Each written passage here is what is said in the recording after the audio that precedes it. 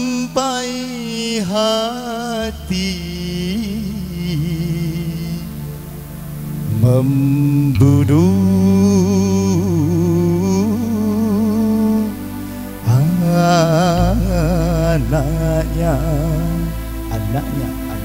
anaknya.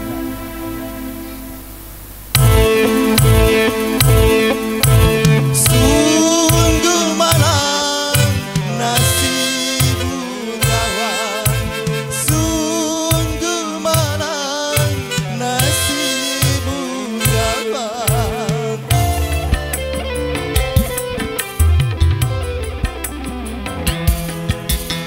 Kisah seorang anak yang malang disiksa orang tuanya.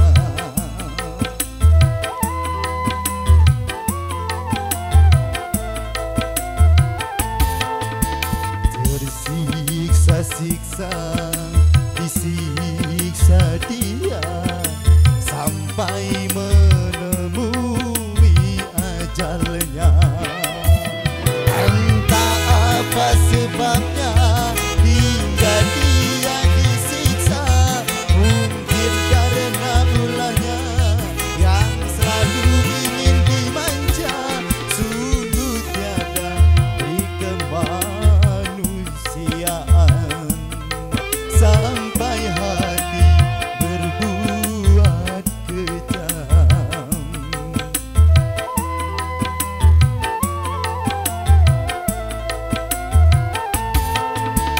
Kisah terjadi di zaman ini, ayah kejam karena ibu tiri bersama Wika.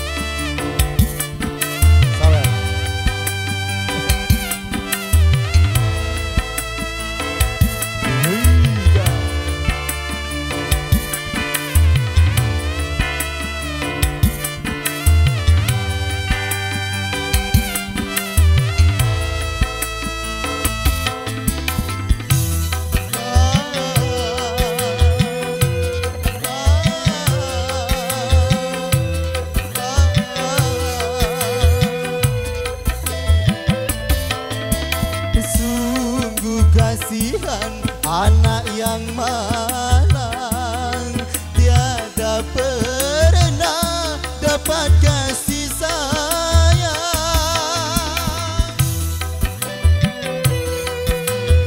Masya Allah, terima kasih Mari Siko.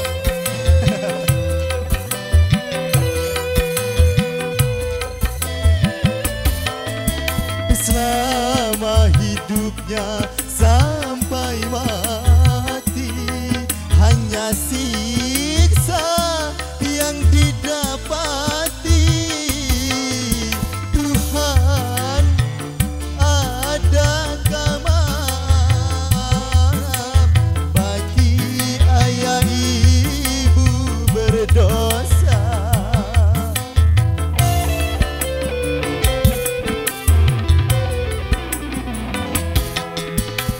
Kisah seorang anak yang malang disiksa orang tuanya.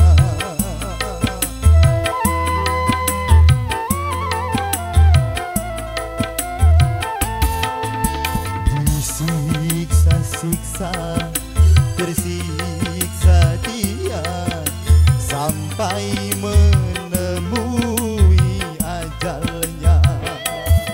Entah apa sebabnya hingga dia disiksa, mungkin karena ulahnya yang selalu ingin dimanja. Sungguh tiada beri kemanusiaan sampai hati